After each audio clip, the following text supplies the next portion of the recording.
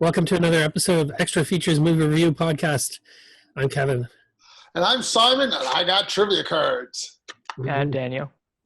And I'm Doug, and I have a bunch of Blu-rays that I purchased during quarantine. Nice. And this is episode 247. It is. Now, I like to start these stuff off since we're all home for the most part. I'm probably the only one that really goes out the most because I have to work.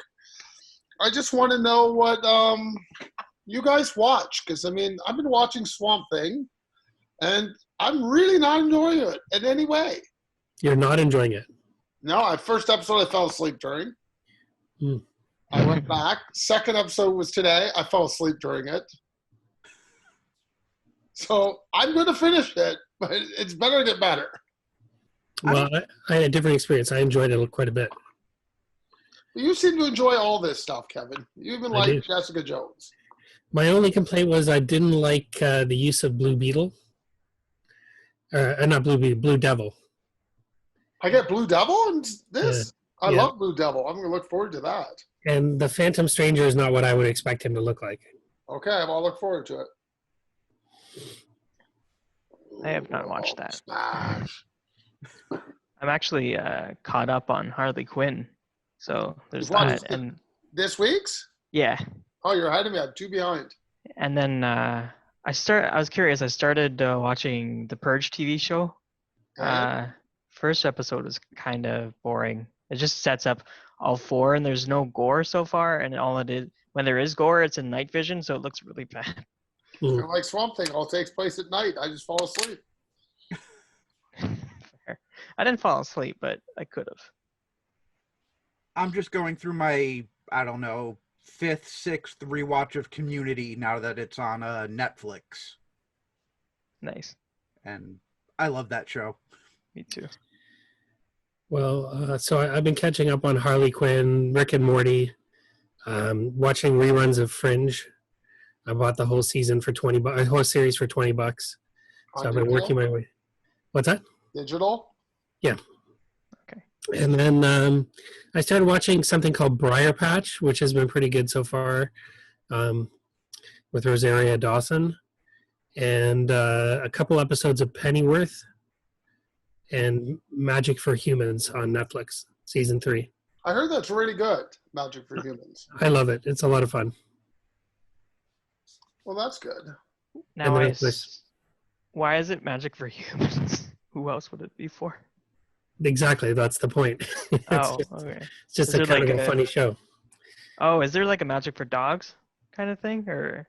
No, it's just he's doing magic tricks, so he calls it Magic Tricks for Humans. And every so often, he'll do something like he'll meet someone on the street and they'll say, "What's your name?" And she'll say, "I'm Susan." He'll go, "Magic for Susan," and then he'll do a segment every show of Magic for Susan, or anyway, close-up magic, things like that. He has little things every show. Okay. But it's fun, just I fun. want the Magic for Karen and then make the manager disappear, right? Yeah. Yeah, we made the Karen disappear on the show. She was long gone. Oh. Magic for Karen is calling the police on somebody, I guess, right? So Yeah, pretty in the much. park. so. Yeah. I did change my garage door color today. I sanded it yesterday, changed it today. I'm sure that's vastly exciting. Colors it We're now. all informed at the same time. So I did want to drive to the Valley and look at their garage doors, but I decided not to. Valley Girl remake 2020, starring Jessica Roth, Josh Whitehouse, Jesse Ennis, Ashley Murray, Chloe Bennett, Logan Paul, Mae Whitman, Judy Greer, and cameos by Elizabeth Daly and Deborah Foreman. Deborah Foreman has a cameo in the remake? She was the girl she was like the cashier in the dress shop. Oh, during the dance number. Yeah. So Mhm. must have No, been. near the end when she was buying the prom dress. Yeah, who cares? Yeah. Who wants to start? I'll start. Great. Okay. So I think this has almost nothing to do with the original Valley Girl, the Nicolas Cage one. We were going to try to do a link, but there really is no connection other than the name, and it's about a girl from the Valley. So this one it's a musical, and I'm trying to think of a musical it might compare itself to. Rock of Ages, maybe. Maybe something along those lines. It's just basically Girl from the Valley meets a guy from Hollywood, and in the '80s, it's Alicia Silverstone recounting how she met some guy, and I don't know. It's just they sing a lot of '80s songs. They just break into song every so often and move from scene to scene, and for as far as the film goes, it's pretty blah, pretty boring, but the songs still hang out. I mean, I enjoyed the music, so for that on that ground, I didn't think it was unwatchable. Oh, I didn't think it was unwatchable.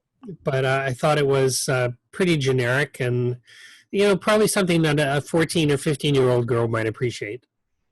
I'm Bob. This is a Bob movie for sure. I thought it was just predictable. I mean, I did watch the original Valley Girl in pretense I might need to know something. Nope, obviously not. I just found it very repetitious. As soon as they started singing, I'm like, really? There's no story here other than singing. I didn't mind the dance number at the roller rink. I thought that was okay. But I just didn't need this over and over. I'm like, there's nothing here. And Logan, no, I found they just all looked bored. Chloe Bennett, I don't know what she was doing. I mean, she can't sing. The singing was killing me. They're all flat. And even the auto-tune wasn't help with them. And you could tell they were doing it off camera, right? So they've obviously sang to film it, then they did it afterwards in studio. And I found that a big problem for me. And I'm like, okay, this is uninteresting garbage.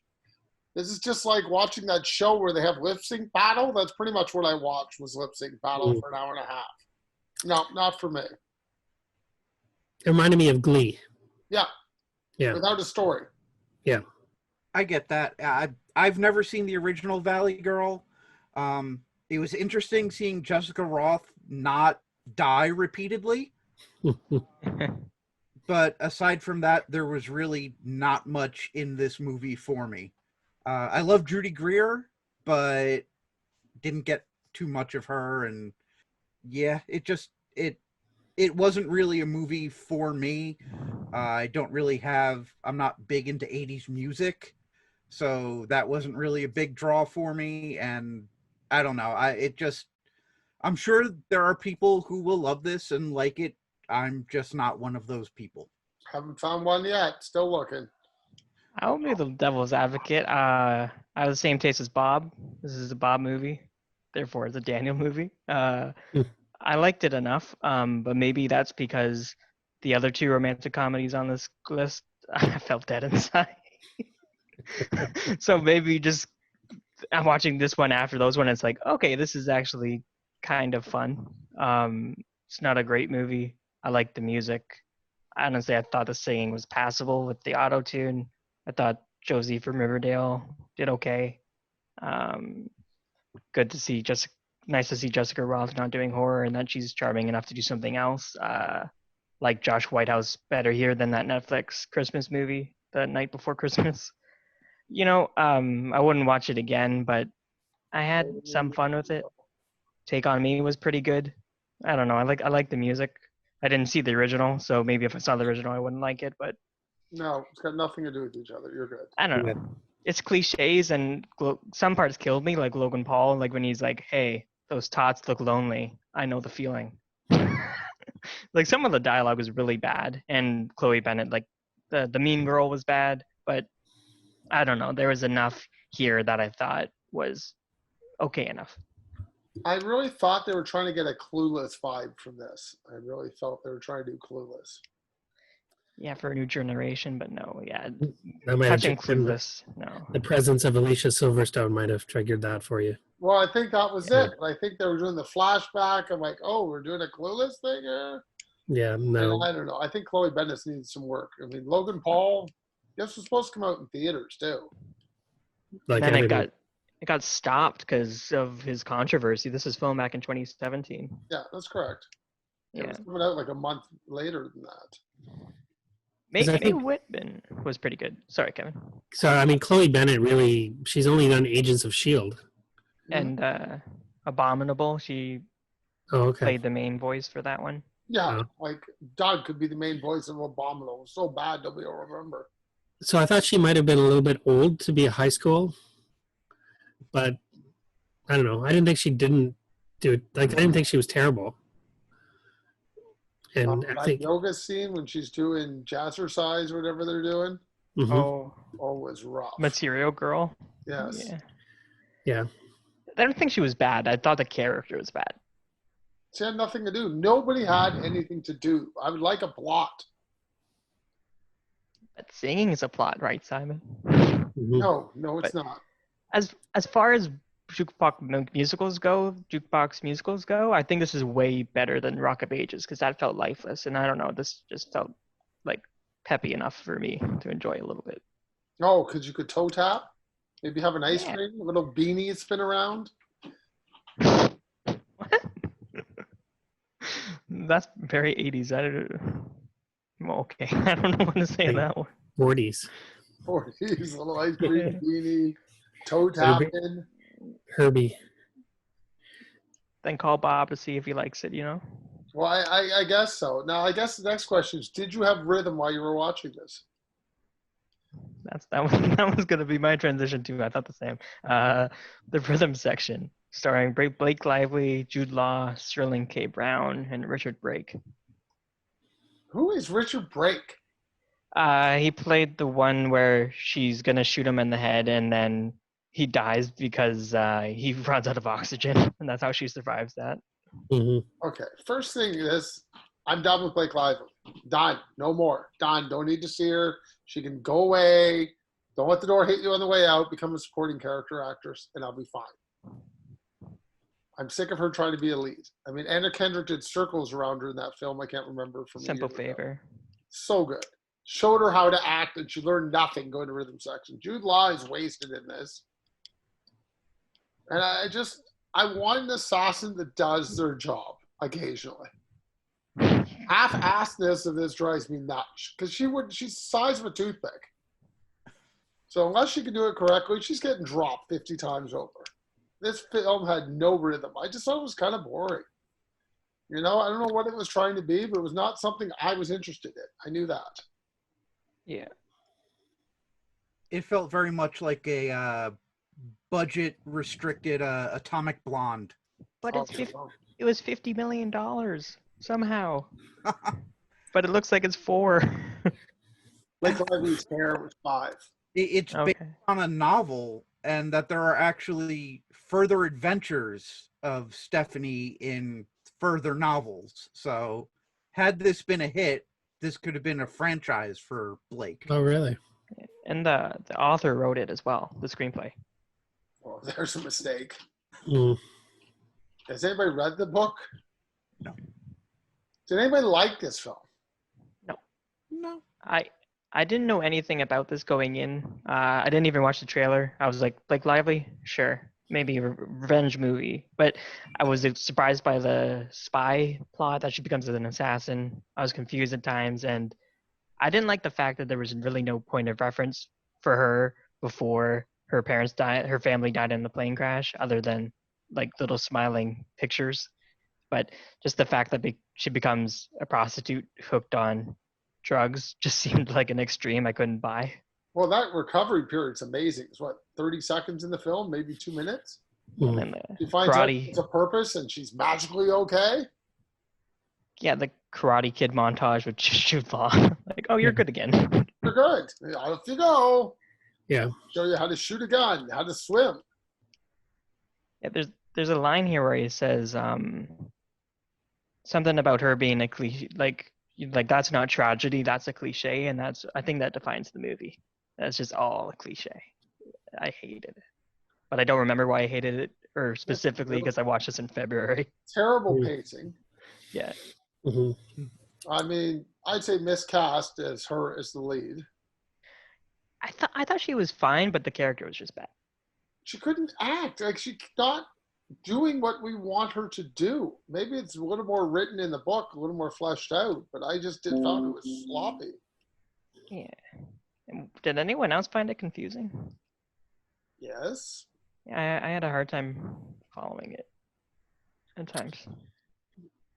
It's just standard spy double crosses and stuff. I guess I've watched a lot of spy films. I've read a lot of spy novels. I didn't find it that hard to follow. I just, like everybody, I just found it kind of boring, and the action scenes just weren't very inspired to me. True. I agree with you, Doug. I'm not Yeah. recommending this to anybody. Yeah, I'm with Doug on this one. I think it's not. I don't think it's terrible. I just don't think it's very good. I think it's very mediocre, Mhm. and it's dull. It's got a lot of long sequences that are dull, where not much is going on, not even exposition. So I think from a watching standpoint, I wasn't so bored that I couldn't follow the plot, but I walked away with it thinking, why do I care about this movie? Why do I care about her struggle? Why do I care about any of this? And ultimately, I don't. So I would say don't watch it if you're not interested. Like, it's not worth it. Just don't watch it. There's been better options out there. Mm-hmm. Rewatch Swamp Thing. Kevin loves it. I'm trying to stay awake. Swamp Thing is really good. It's very Alan Moore. Yeah, I never read Alan Moore's Swamp Thing, so I guess I'm a bad. What? I've never read it. You're kidding me. No, I'm not. You're kidding me. You never read? Oh my God. Okay. Nope. Well, maybe he can hang out Swamp Thing with Robert the Bruce and make this more exciting for me. You mean your movie? You're the star of this movie, aren't you? I kind of look like the guy, but he's heavier. He does. Angus McFadden is your double. Thank you. I don't know. I've never had a full beard like Doug, so I'll never know. I didn't know how to pronounce that one. Angus McFadden. I do right now. Oh, sorry. True. It's starring Angus McFadden, Anna Hutchison, Zach Begon, brother and sister Gabriel Bateman and Talitha Bateman, Patrick Fugget, and Jared Harris. Kevin, this is probably your field. All right, so I'll start on this one. So this is the sequel to Braveheart, in a sense, right? So it's the same actor playing the same historical figure, 20 or so years after the events of Braveheart, where William Wallace led a revolt against the English and lost. So inspired by Wallace, Robert the Bruce, who is sort of he's the, I don't know if he's self-proclaimed, but he's the king of Scotland in a sense, right? So he wants to lead Scotland towards independence from England. And I mean, what we get is a movie that I think the plot was stolen from a couple of episodes of The Incredible Hulk or Battlestar Galactica or a 70s television show, where basically the hero ends up stuck on the farm of some normal people who nurse him back to health, and he has to learn about with them, and they have to tell him stories about why they're inspired by him and how important he is. There's no, like, basically over the winter he's being chased by people who want to end the revolt, and so he shacks up with his family, and then that's basically the plot. And then the guys come in the spring to kill him, and they fail, and then he leads the family to his supporters, and they go on to lead Scotland to independence. I thought the acting was uninspired.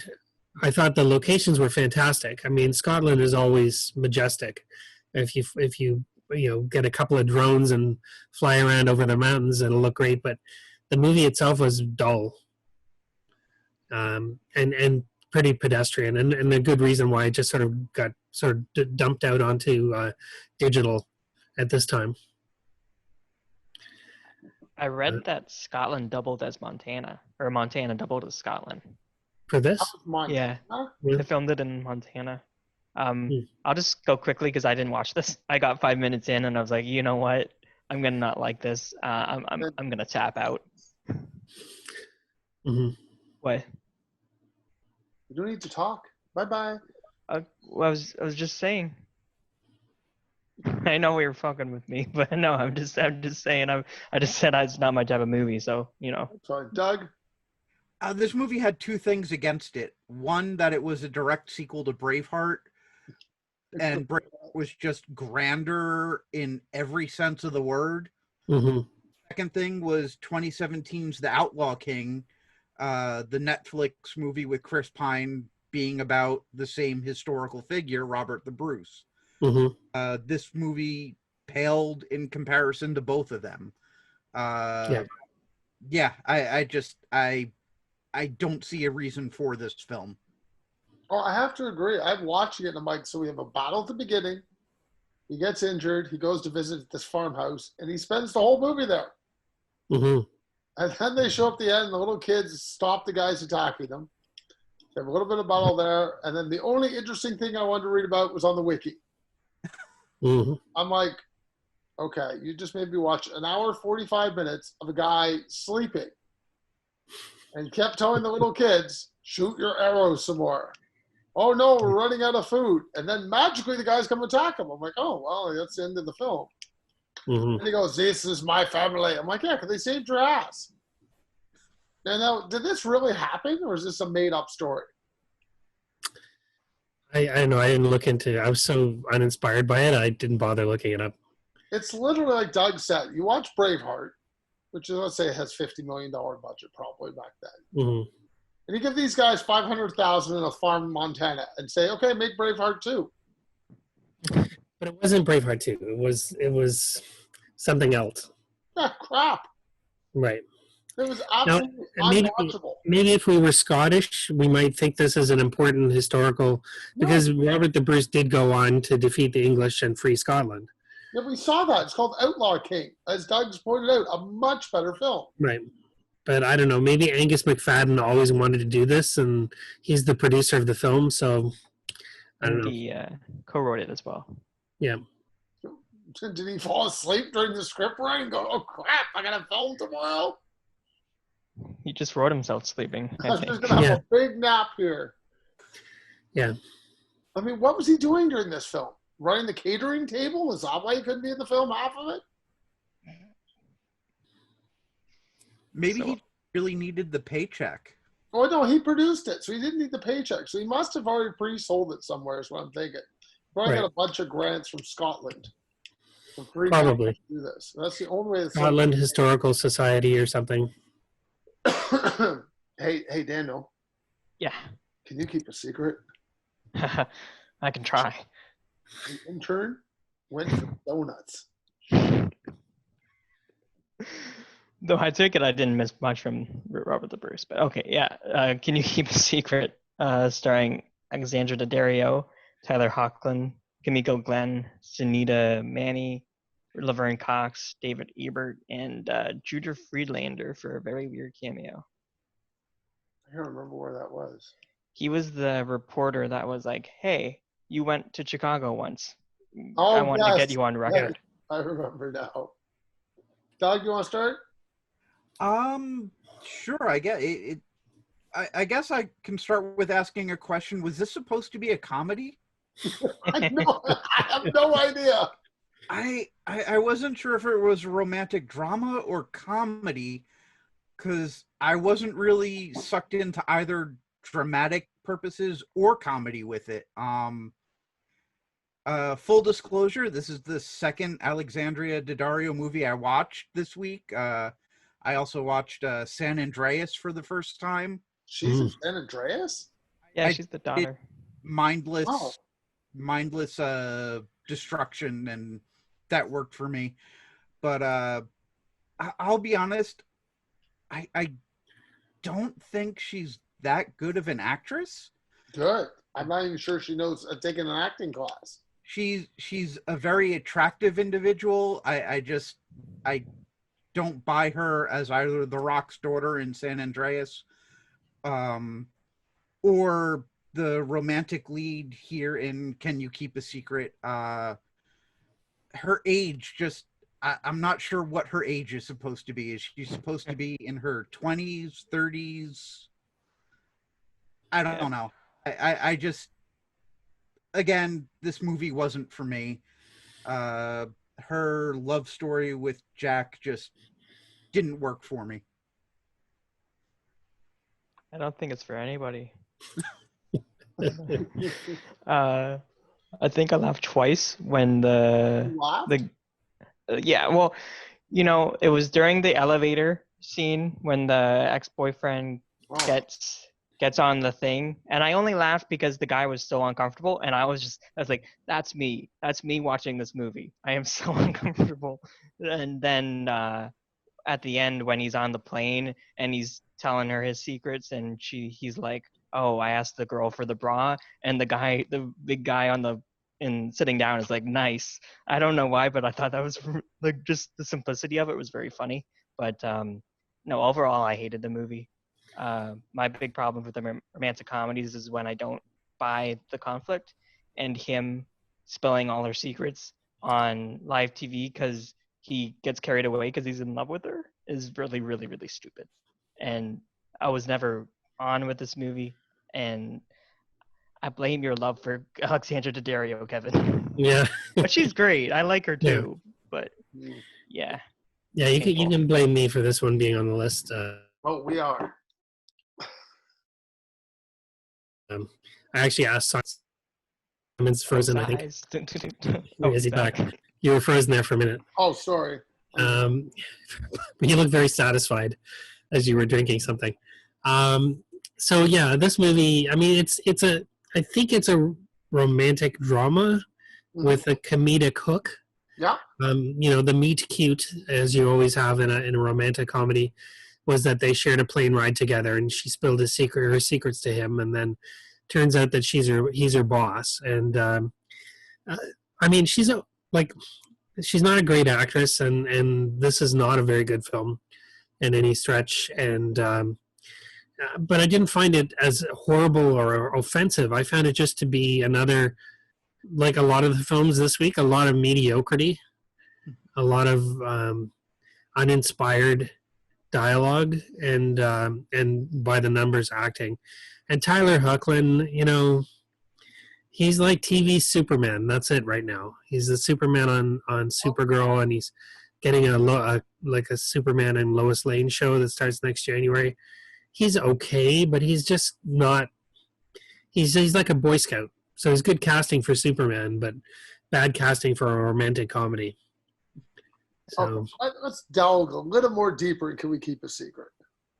I think they really try comedy hard at the Workforce with Lorraine Cox. Mm-hmm. She tries. I think she's a solid actress. I have never have an issue with her, but she's got nothing to work with. I felt bad for her. Yeah. That boyfriend getting to Dario, not his little best day would that ever happen. I'm looking at this guy going, really? This is the best she could do? She lives in Chicago. Come on. And the whole gimmick is that the plane's about to go down and she thinks the plane's going to crash is why she spills everything. Now, I do think they tried comedy. I want to go back to her roommate. They did try a lot of comedy with the roommate. I thought the roommate got the movie. Yeah. So from Orange is the New Black is just as bad as she was on that show here. She keeps trying. And then I don't understand why she brought the reporter to him to get him. She didn't ask her to do that. It was so bad. At the end of the film, I'm kind of like, and he's like, what? And I'm like, what? Where's this going? And then, of course, they have the magical hook up at the end and the life is good. I'm kind of like, and I wish they would explain why the lawyer was in that acting class. I really need a bit more of that. Like, why is this happening? I think it's for the gimmick that, like, oh no, you walked in on me having sex, but no, I'm just doing a very embarrassing dance. Well, I don't know. Like, that's comedy. Nothing was explained in this. I'm kind of like, okay. And then did Dario trying to seduce him at work? And that was just bad. I think almost the most unbelievable thing in this is that they pitched Dario as average girl on the street. And then she is average, you know, because that's how average girls look to me. Not with those eyes and that other pair, you know. But just the fact that they pitch her as average, and then she's looking for a flaw in his perfection, and he has web feet. They did that, and She's Out of My League in 2010 with Jay Baruchel. Yep, they did. The exact same thing. Now, I have a question. Didn't Dario do a film with Banks, Elizabeth Banks, that we reviewed, Kevin? Walk of Shame? Yeah, no, not Walk of Shame. I can't remember. She was fighting over some guy, and the chick was a blonde. Oh, yeah, the layover. Yeah. That was with Kate something. Okay. Mhm. Kate Upton, maybe. Yeah. She has not gotten any better. I'd say she's going down on the acting scale, getting She's- worse. I thought she was okay in Baywatch. But Baywatch, I that- would say, was a solid script, and all she had to do was look pretty and say lines and flirt with Zac Efron. How hard can Right. that be? Right. She's. I thought she was passable in Percy Jackson when she was. But yeah, that's the age thing. Is like, Yeah. how old are you? You're playing. You're 18, and that was. Well, the first one was 10 years ago. Second one was 7 years ago. I would say she's mid to late 20s in the movie that we just I saw. agree. She wasn't awful in the TV in the first season of True Detective. I've never seen Oh, it. yeah. She was actually It's good. I'd say decent in that, but So- that was really Mhm. McConaughey, Harrelson's show. Again, she should go as supporting actor then. I mean, she's not bad in Percy Jackson, you guys were telling me. She's not bad in True Detective. So again, that tells me she shouldn't be a lead actress. That's why she's taking these crappy movies, hoping that this will be her breakout hit. And she was in that great movie with Henry Cavill, Yes, right? The Oh, one we reviewed a few months ago. that serial killer movie. Yeah. I think it's called Namus, but I can't remember the other name for it. We did a review called movie called Namas. Night Hunter. I think that's what The it's Night Hunter. called. Did I watch But that? it's also known as Namus. And it was all shot here and around Toronto. Okay, I'm done. I can't watch any more of this crap. You're trying to kill me, Kevin. Though I do like San Andreas. I will say that. That's a fun movie. Is it time for our theme song? Ooh, the Netflix theme song. I'm trying. If you're busy like me, going to the video store is a hassle. With Netflix, just make a list of the movies you want to see. And in about one business day, you'll get 3 delivered to your house. There you go. See, I I- entered it. I It's- didn't. That's not how it works anymore. I know. didn't realize- That's what I could find. They still have DVD for America. You could rent really? Blu-rays. Yes, they do. Doug, I did not you have a realize Netflix that. DVD account? I just stream with them. I don't rent discs. Do you have a red box you go to? Yes, do have Redbox. Few in my area. So, What's a few? Like 4?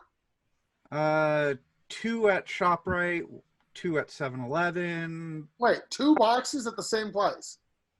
2 boxes. Yes. Hmm. How come we have 0 here? This sucks. Redbox 0 for like, what, 3 months and left? Yeah, I had one at my Food Basics by my movie theater, but I think they moved it. Or I don't know if there's any in Canada gone. anymore.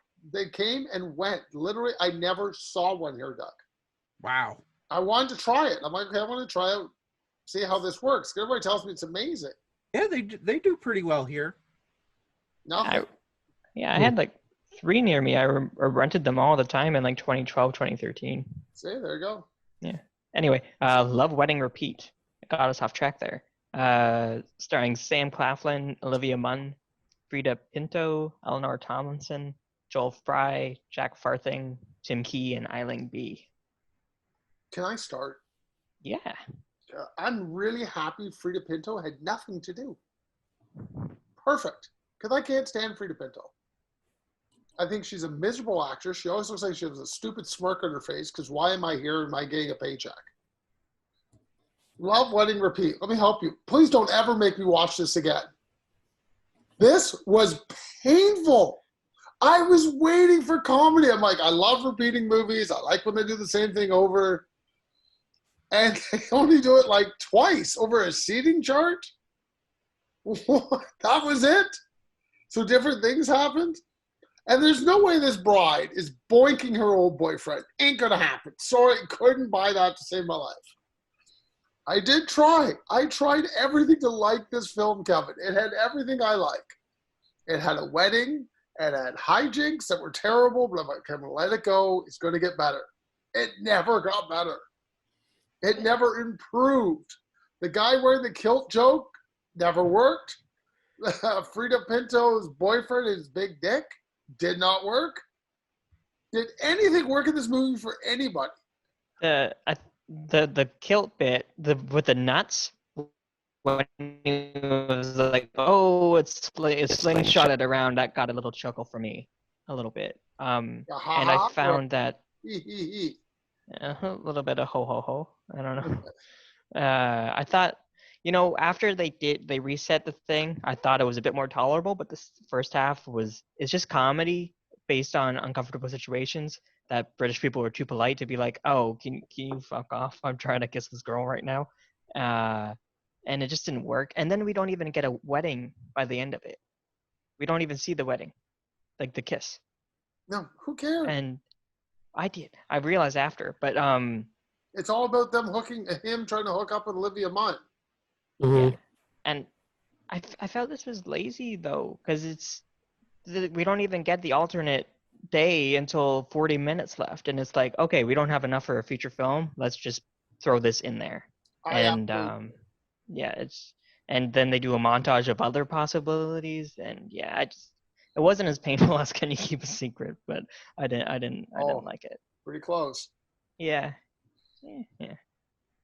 I'll be flat out honest. Romantic comedy is probably my least favorite film genre because I never find, or I can't say never, there are a handful, but romantic comedies for me tend to rely too heavily on the romance and forget completely about the comedy, or the comedy they go for is very basic and just cheap laughs.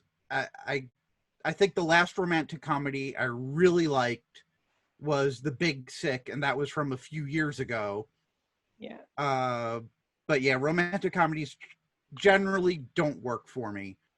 The idea here of alternate timelines, again, I say I've just been rewatching Community again for the 5th, 6th time, and they did a fantastic episode of alternate timelines, and here it just fell flat. If you want to see real comedy work with alternate timelines, check out the season 3 episode of Community. I forget the actual name of it, but it does introductory to alternate timelines or something like that. That is brilliant and it works. Here, it does not, at least for me. Should I let you in on a secret, Doug? Can you keep a secret? I've never seen Community either. Yeah, Show. I thought the same thing, Doug. Kevin? Garbage. I think this movie showed up at the top of my Netflix for a couple of weeks, and I kept thinking, well, I guess I'll watch it. How bad could it possibly be? It could be pretty bad.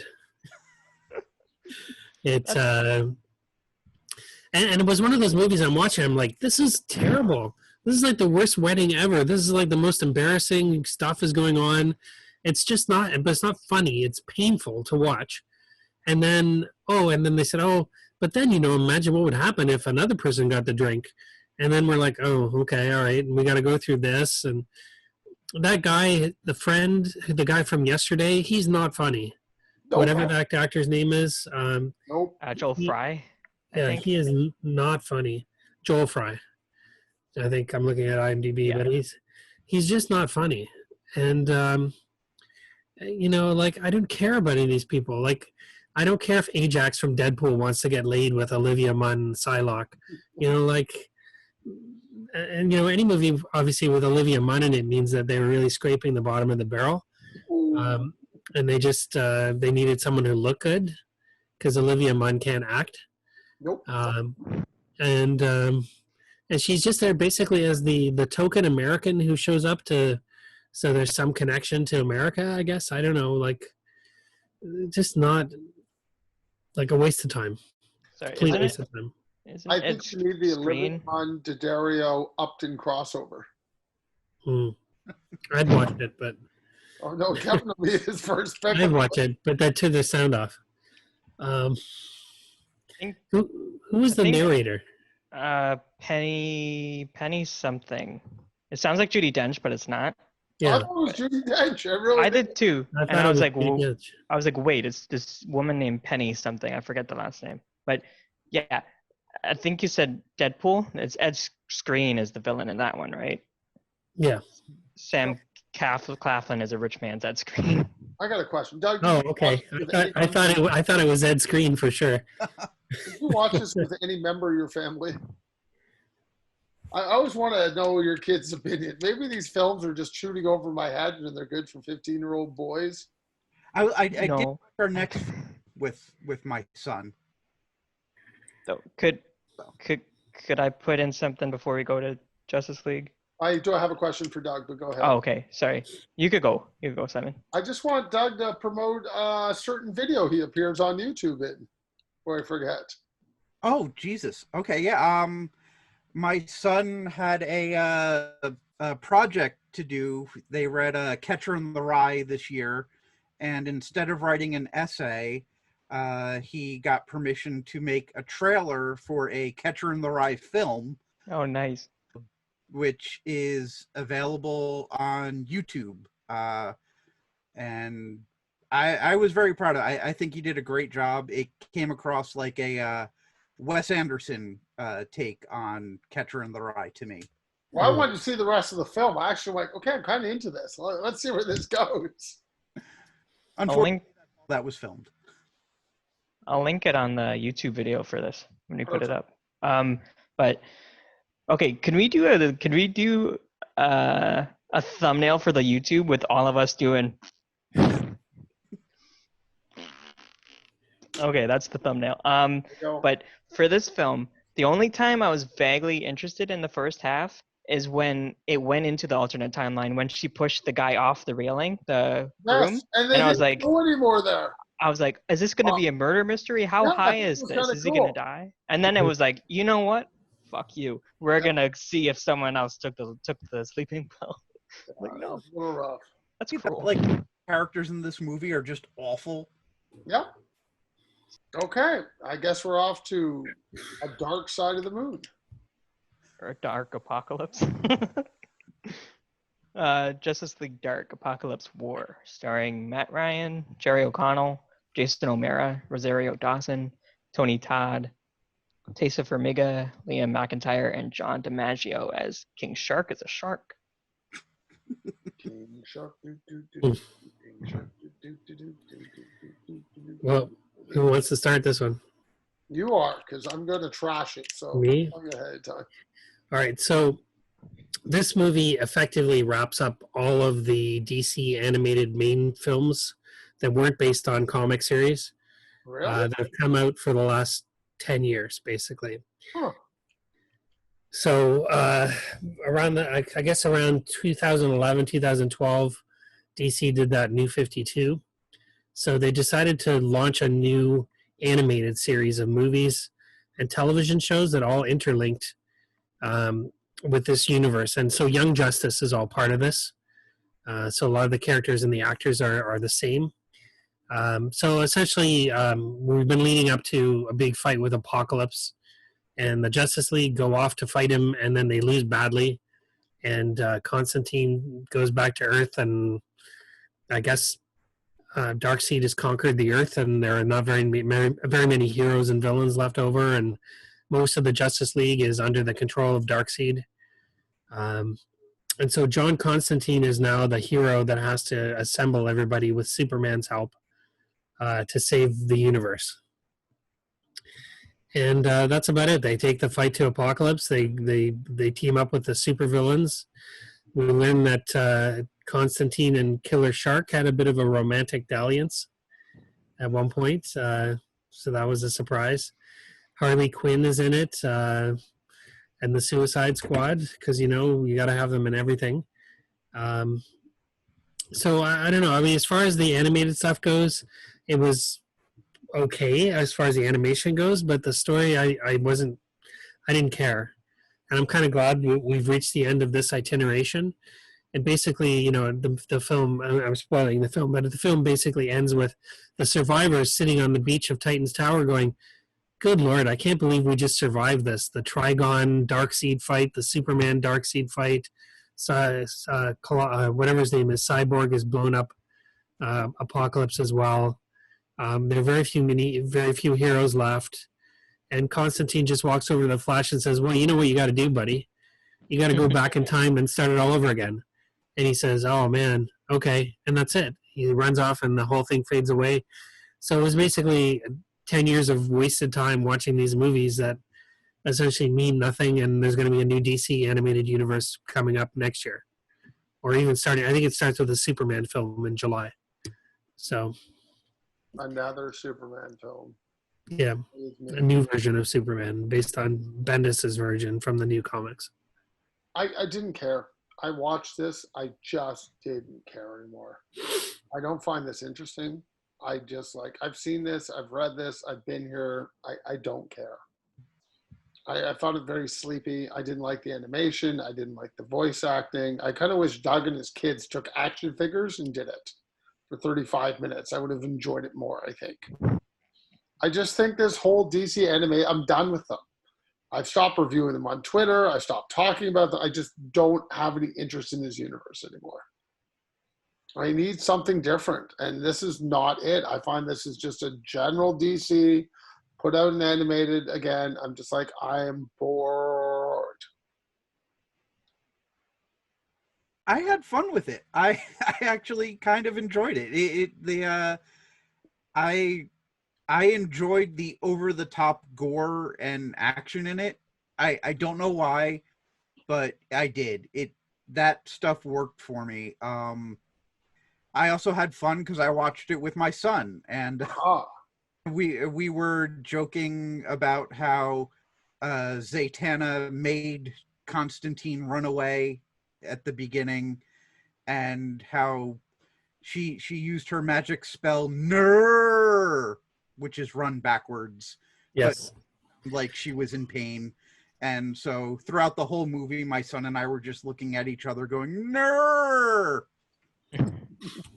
And we had fun with it. It's not going to win any awards. It's not the greatest thing, but it was a fun distraction for an hour and a half. Mm-hmm. Missed the nerd part. You know, these movies don't do anything for me, but I'm with Doug. I had more fun with this one than I have with any of the other ones of this universe. I watched Justice League Dark before it, just so I could familiarize myself with the characters. I like this one better than that one. I think it was just because it was like a big team up.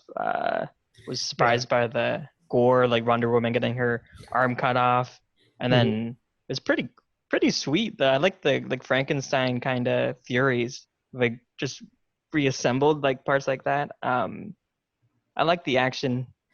I find Constantine kind of boring as a character in these ones. I find him boring.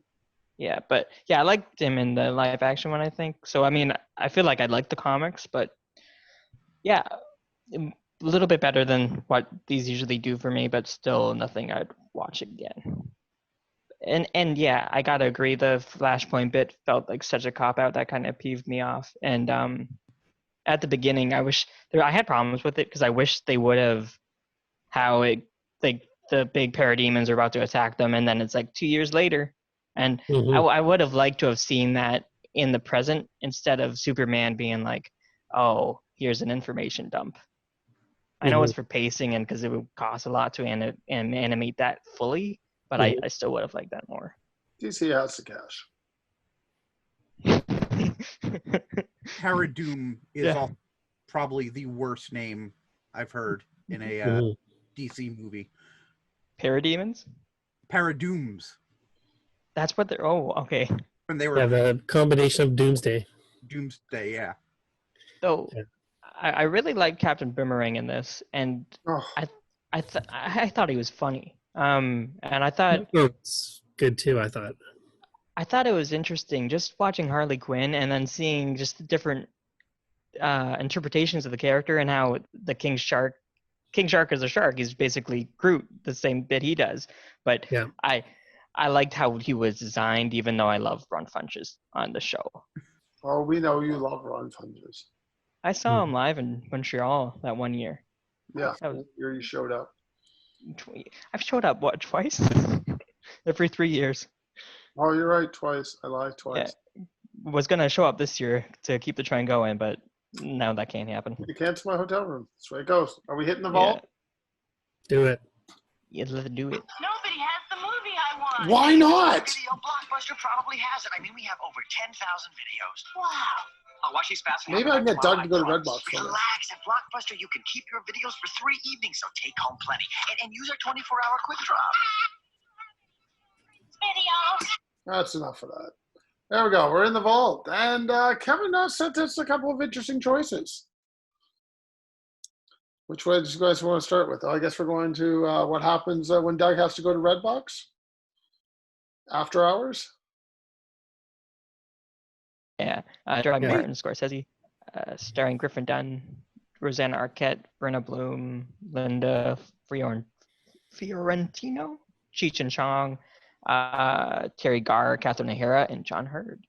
Great cast. Solid cast. Mm-hmm.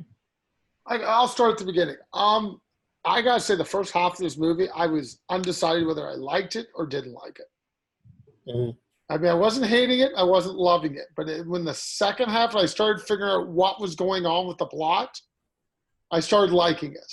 Especially when they think he's the robber, I was on board. I'm like, I finally get where we're going. I have a little bit of problem with the ending. I kind of wanted the ending I wanted. I would have loved it, but I'll take the ending they gave me. And I mean, it's nice to see Terry Garr. It was nice to see Catherine O'Hara. Does she ever age? I know. Like she looks, it's just older version now of her. I mean, I do like this film. And I think Scorsese does it because it's so well directed. I mean, the plot isn't the greatest thing, but it's so well directed. And the way they bring back that hamburger gag, like an hour later into the film or 45 minutes ago, I'm like, man, you guys got me there. I didn't do that. I like the nightclub scenes, and I like how they use the same nightclub at the beginning and end, if you obviously know where you are. And this film just works for me on so many levels at times. And I think upon rewatch, I would enjoy it more, even though I don't really watch films a lot, because now I understand where they were going with it. And I think that was my biggest problem. I didn't quite understand the end of how we were going to get there. Right. But I did like the characters. I thought the scenes worked. And I really like the way he shoots dialogue. I think Scorsese keeps showing why he's a master filmmaker. The film that may not be the greatest thing he's ever done, but he shoots it so well all the time. Seems to know exactly where to place the camera. Seems to know the lighting. Even the running down the street scenes, the ice cream truck, I thought were brilliantly shot. When he does the key that falls, that was really cool. Yeah. Yeah. And the cabbie takes off on him. I love that.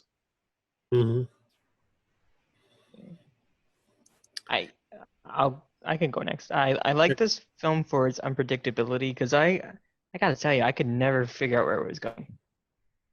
And I think the point of it kind of went over my head, other than him. He just wants to get home. Oh, wait, did you guys catch that? My internet's unstable. It's all good. Keep going. Mine was there. Oh, sorry. Okay. I lost my train of thought because of that. But yeah, I liked it for its unpredictability. And yeah, direction was great. Cast was great. I love seeing Catherine O'Hara and love seeing Terry Garr, John Hurd, Cheech and Chong. That whole thing with the thinking he's the burglar and then her putting the posters up. Like I didn't laugh a lot, but I was never bored for a second. My mom watched the first half an hour of this and she was like, you know what? I don't know what's happening. This is so random to me. And she just went to bed, which is fair, but I didn't really ever know what was going on. I could follow it, but it's like, okay, it just seems random, but I liked it. Well, I watched this movie, put it on the list because I've seen it many times over the years, and I love it. And every time I watch it, I see more. There's so many little things that interconnect, and so many relationships too. Because the Rosanna Arquette character was the girlfriend of the bar owner who lent him the keys to go to his place and found out she was dead. So all these things are interconnected and tied together. And then the other couple, Horst, what's that actor's name? Will Patton, who I hadn't seen before, but he plays this psychotic leather guy. I watched a documentary about the film on the disc, and apparently Scorsese was down and out because he wanted to make Last Temptation of Christ, and the funding got pulled. So he didn't know what to do, and someone came to him with a script and said, "Why don't we just make this film? There's nothing deep about it." And Scorsese said, "All right, let's try this." And then, of course, he kept adding layers to it and having fun with it. And Griffin Dunn was fantastic, but they didn't know how to end the film. Like they literally had no way to end the film, and someone just said, "You know what?" Because it ends at such a like the film was supposed to end with him plastered up and in the back of the van. That would And make sense to me. And I mean, you're like, what? The poor guy, is he going to die in that? Is they're just going to be someone's artwork in someone's loft somewhere? So they said, all right, let's just have it so that he falls out and he starts right back where he began, and so it forms almost a perfect circle. You know, he wanted to get home and he got home. Definitely a movie of its time because, you know, of course, we all have credit cards and debit cards and things like that. So you lose your $20, you probably just go and get another $20. Find somewhere, especially in New York City where there are a million bank machines. But at the time, it's very, you know, he just wants to get laid and he gets thrown around. And then, you know, the Terry Garr character is bizarre, and the Catherine O'Hara character is bizarre as well. And like overall, I love it. It's a great movie. And he ended up making Last Temptation anyway in the end. And it's probably a better film because he learned more between then and now. Between the time that he was going to make it and the time that he did make it, by having these other films in between. So, anyway, Doug? This was one of the handful of Scorsese movies I hadn't seen before. So when the list came out, this was the movie I was most looking forward to watching. I knew that was coming. And for it is such an outlier for Scorsese films. His films always feel very precise to me. This one just kind of was wild and was all over the place. I think it was, I read that it was a British director, Michael Powell, who was at the time dating Thelma Schoolmaker, and now they're married. He was the one who came up with the idea of having Griffin Dunn's character end up back at work. I thought that was amazing. Like you said, it was just a complete circle. It was kind of Scorsese's Dante's Inferno in a way, just each level of hell getting more and more bizarre until he's eventually paper mache'd into a statue. And yeah, I mean, I loved it. It was Scorsese unhinged, and for me, it worked. It was, the more I think about it, the more I'm liking the film. About your hell thing, I thought it was so surreal at times. I was like, is this the afterlife? Is this like purgatory? But I was like, when would you have died? In the cab ride over. It was a flashback repeat. Did you catch Scorsese's cameo in the film? Nope. Yes. In the club. Yeah. Spotlight in the club. Oh, when he goes to get his head shaved? Yes. Yes. Yeah. Is he the guy behind him? No, he was on the catwalk, I guess, above them, with shining a spotlight on them. Okay. Yeah. So I guess we're going to finally get to our last film. Yes. So did go ahead. sorry, just brief about After Hours. I love the poster. Oh, the poster's great. I love it. Okay, yeah. Now we can I go want to to say, Frogtown. Kevin, I felt on his list, dragged me to hell. Oh, that was Hell a good came one. to Frogtown. Hell Comes to Frogtown. Starring Rowdy Piper, Sandow Bergman, Sis Farrell, William Smith, Rory Calhoun, Christy Summers. Put Rory Calhoun twice, and Cliff Bemis. Okay, I can start. I love this film. I think it's still just a fun, stupid film, but Rowdy Piper's in it. I'll watch it. It's exactly what I wanted. It's got bad dialogue. It's got crazy machines in it. He's getting laid. There's boobs. There's action. That's all I have to say. It's a definite watchable guys movie. I mean, guys like movies. You should be watching Hell Comes to Frogtown. There's no plot. You don't need to pay any attention to it. Who cares? They're just a bunch of shoot-ups. Got people dressed as frogs. You gotta love it. That's all I have to say. Well, if we come from After Hours, where Scorsese was trying to be lyrical with his storytelling, this movie is very literal in every sense of the word. Yes. The name is Hell, and he goes to Frogtown, Yes. a town full of frogs. Yep. It's literal. If that's what you want, you get it. I mean, I love They Live, which is Rowdy Roddy's other big sci-fi movie. So I was curious about this one, and I'd forgotten it even existed. I saw a trailer on some B movie roll, and thought, oh, I got to, and we've got to put that on the podcast. I love the science fiction premise, so that after the wars, radiation has killed off most of the sperm. Yep. So Rowdy Roddy Piper, he's got a high sperm count, so he's been contracted by the government to go and fertilize as many women in the wasteland as he can. And so he wears a special codpiece, I guess you'd call it, which has a bomb in it. So if he goes too far away from his handler, he'll explode. And so it just, you can't make this stuff up. I mean, it's just too funny. I mean, it's and then Frogtown, they're literally frogs. The lead villains are there's a guy in a like, he looks like he's from Frog from Cairo or something like that runs the bar. And then there are other evil frogs, and the dance of the three snakes. Well, they call it the three snakes because the lead frog has three members, I guess, right? So if Sandal Bergman dances properly, she can activate the three snakes. You have aroused me. Yeah. So it's not great sci-fi, but it was just goofy fun. Roddy Piper's having fun. Everyone on the cast is having fun with it.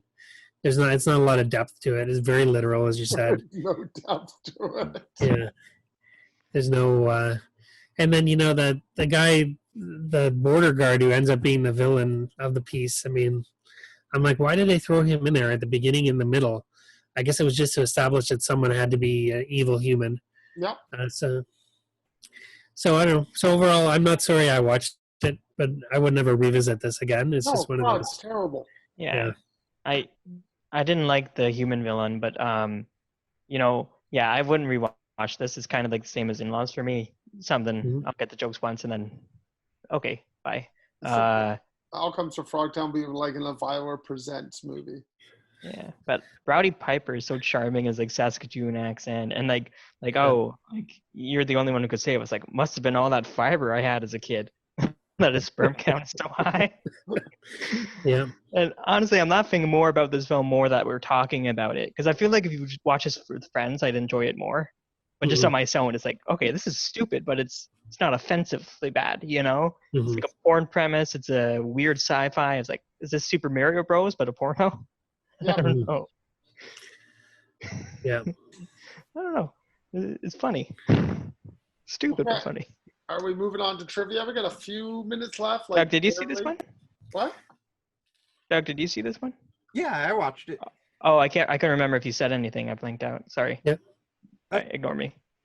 It was fine. He's got nothing to say. Is what he's trying. Okay, fair enough. Awards, but it's fine. Did anybody buy anything? You got nope. I I'm did. good. I have a ton of stuff. Okay, go ahead. I'll go Here comes. That's a big bag. Billy. Oh. So I got a Witness for the Prosecution. Excellent film. Private Life of Sherlock Holmes. Oh yeah. I have sitting on upstairs to watch. Not Billy Wilder, but very good nonetheless. Charade. Me and Kevin both love it. Love that movie. Anatomy of a Murder. Otto Preminger. Not sure if I've seen that one. Back to Billy Wilder. I got The Apartment. Classic.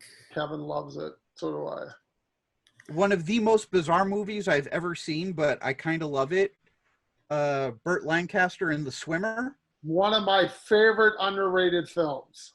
I haven't seen any of these. The Great Escape.